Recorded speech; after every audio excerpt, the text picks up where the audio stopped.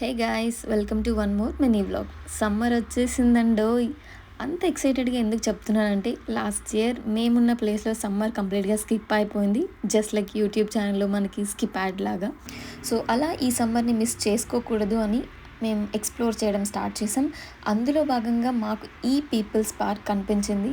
So great thing ఏంటంటే ఈ పార్క్ని ఒక లోకల్ కార్పెంటర్ సర్ ఫ్రాన్సిస్ క్రాస్లీ అనే అతను పీపుల్ ఆఫ్ హాలిఫాక్స్కి డొనేట్ చేసేసారు. Around 12.5 acres. అందుకే ఈ పార్క్కి పీపుల్స్ పార్క్ అని నేమింగ్ చేశారు.